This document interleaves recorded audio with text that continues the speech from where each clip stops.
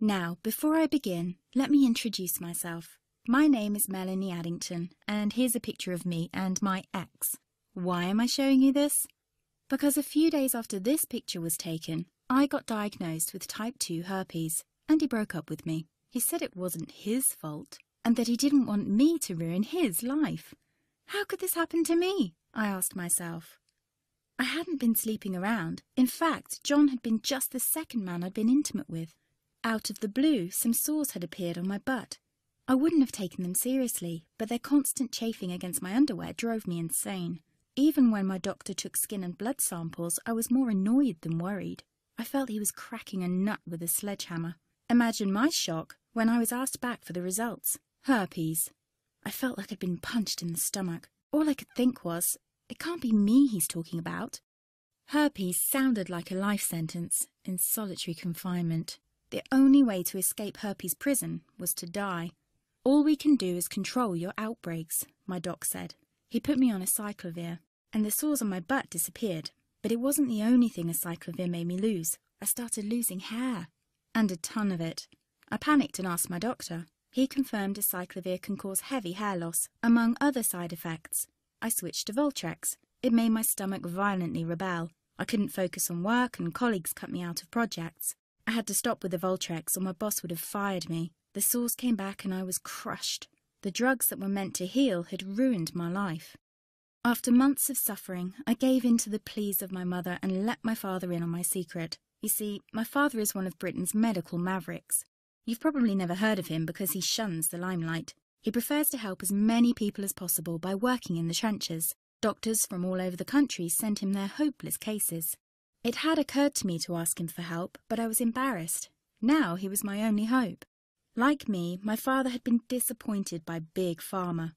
All the time they tried to get him to peddle their drugs to his patients. They do this everywhere. In the US, for example, they spend $61,000 on each doctor to get him to push their drugs. But my father rebelled. For him, only results count. And all too often, chemical warfare on your body isn't the best option. That's why he started to research natural treatments. Some of them so old they've been used since Roman times. There is an even more important reason why my father avoids mainstream herpes meds.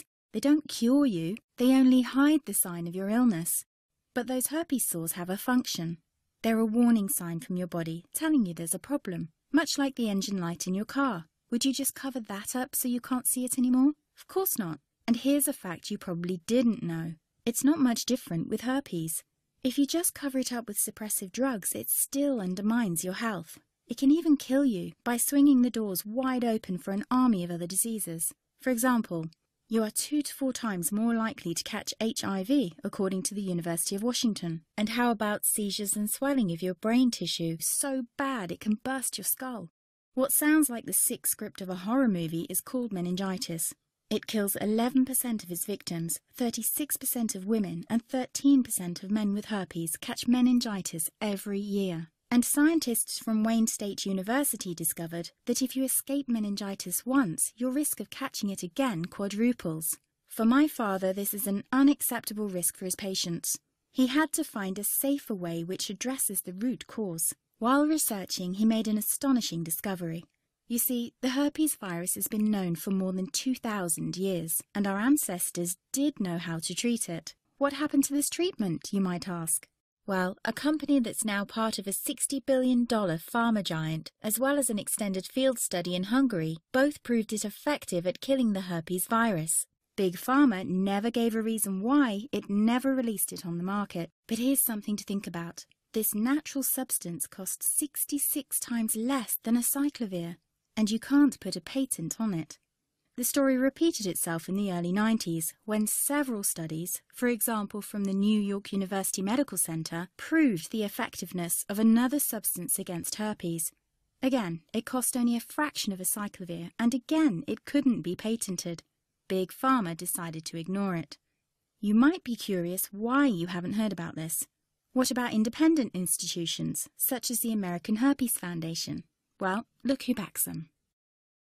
It's obvious. Big Pharma has only one plan: make money by selling overpriced drugs, not natural treatments they can't patent. They aren't interested in a cure.